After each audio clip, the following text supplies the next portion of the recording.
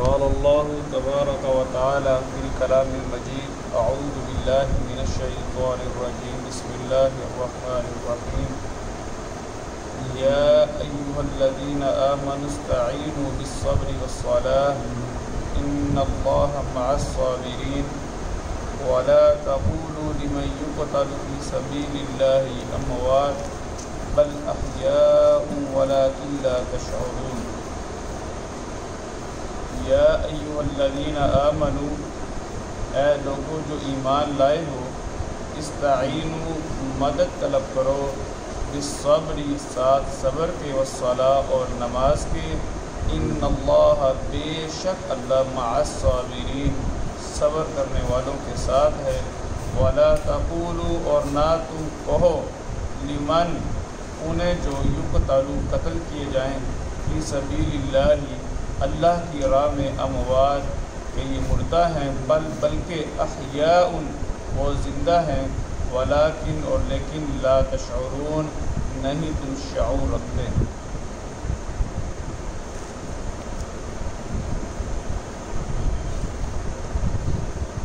عزیز ساتھیوں اور عزیز دوستوں، اللہ رب العالمین نے تحویل قبلہ کے بعد بلکہ تحویل قبلے کا ذکر کرتے ہوئے گزشتہ آیات کے اندر ارشاد فرمایا وَاشْكُرُوا لی میرا شکریہ ادا کرو ان نعمتوں پر جو میں نے تم پر کی ہیں۔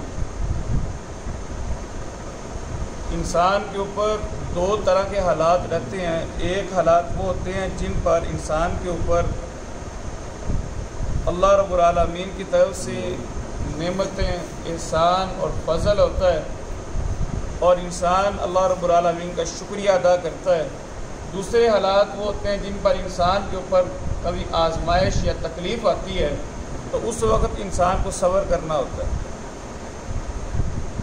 اللہ رب العالمین نے انعامات پر شکریہ ادا کرنے کا جو حکم ہے وہ گزشتہ آیت کے اندر ارشاد فرمایا۔ اس آیت کریمہ میں ارشاد فرمایا یا ایھا الذین آمنوا اے لوگو جو ایمان لائے ہو استعینوا مدد طلب کرو بالصبر صبر سے والصلاۃ اور نماز کے ساتھ۔ یعنی انسان کے اوپر جب کبھی آزمائش تکلیف آ جائے تو اس کو صبر کے ساتھ اور نماز کے ساتھ اللہ رب العالمین سے مدد طلب کرنی چاہیے۔ یہ دو ایسی چیزیں ہیں جو تکالیف اور آزمائش کو برداشت کرنے کے لیے انسان کی معاون اور مددگار ثابت ہوتی ہیں۔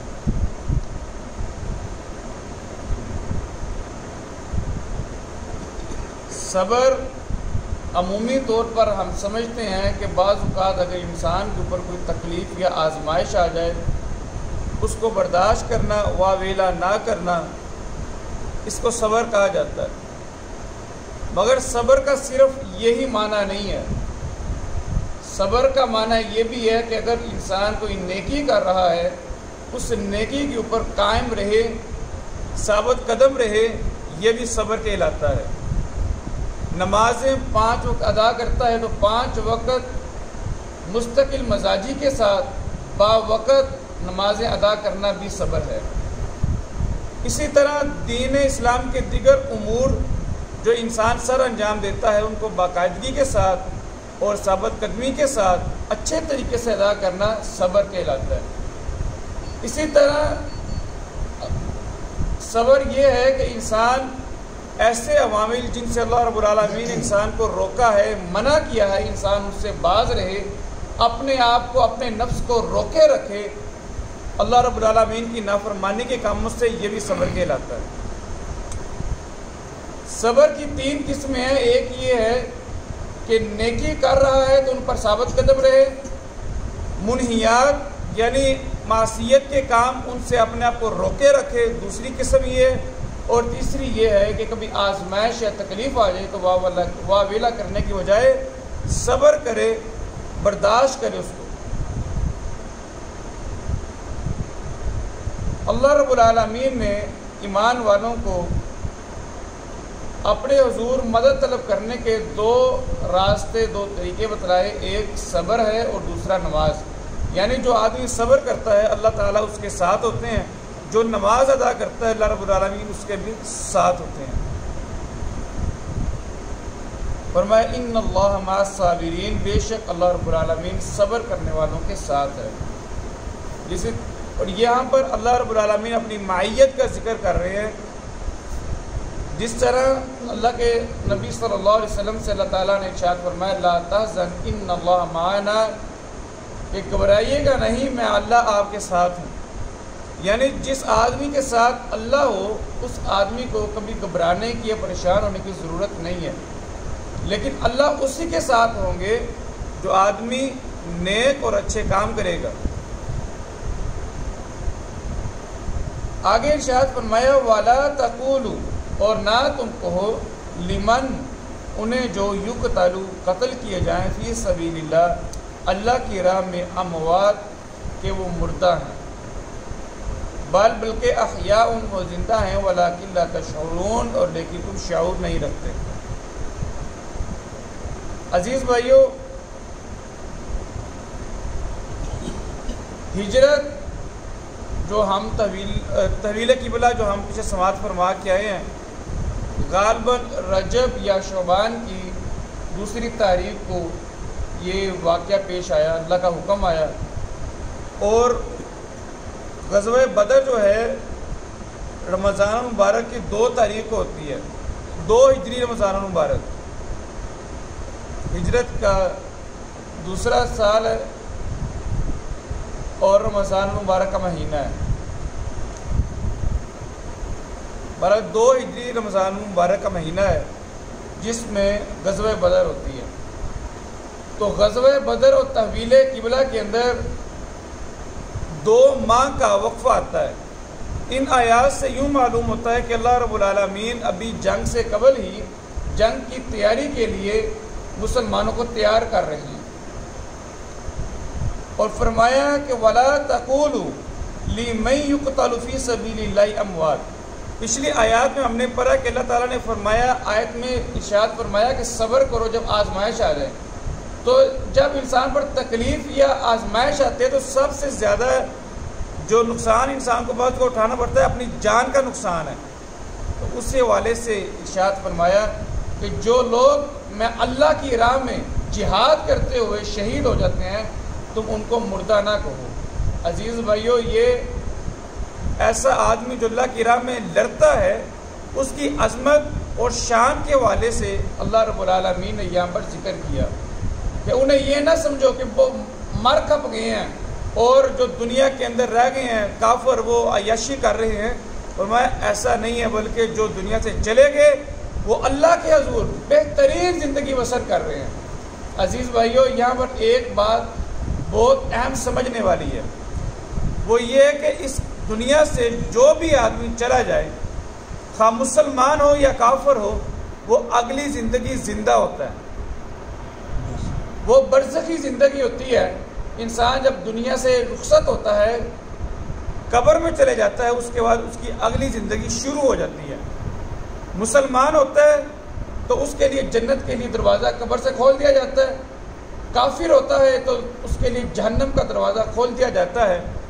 وہ اگلی زندگی جزا یا سزا انسان پا رہا ہوتا ہے۔ جس طرح فرعون اور آل فرعون کے بارے میں اللہ تعالیٰ نے ارشاد فرمایا کہ وہ ابھی بھی عذاب پا رہے ہیں اور قیامت تک وہ عذاب پاتے رہیں گے۔ تو اگر وہ اگلی زندگی زندہ ہے تو عذاب پا رہے ہیں۔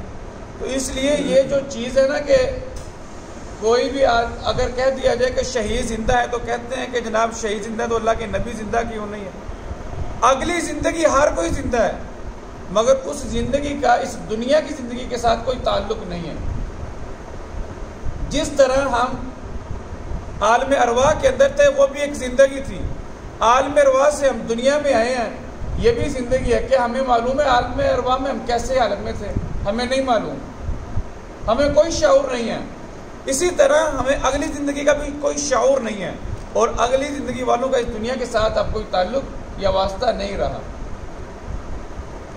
تو یہ ہے سب زندہ، لیکن شہداء کو ان کی فضیلت کے لیے، مقام اور مرتبے کے لیے ارشاد فرمایا کہ ان کو مردہ نہ سمجھنا، وہ اللہ کے ہاں زندہ ہیں اور بہترین رزق پا رہے ہیں، بہترین زندگی گزار رہے ہیں۔ یہاں پر ایک شوق دلایا جا رہا ہے کہ لوگوں کے اندر شہادت کا ایک جذبہ اور شوق پیدا ہو. یا فرمایا ولا تقولوا، نہ تم کہو لمن یقتل، انہیں جو شہید کر دیے جائیں یا قتل کر دیے جائیں فی سبیل اللہ، اللہ کی راہ میں، اموات کے وہ مردہ ہیں، بل احیاء بلکہ وہ زندہ ہیں، ولکن لا تشعرون اور لیکن نہیں تم شعور رکھتے.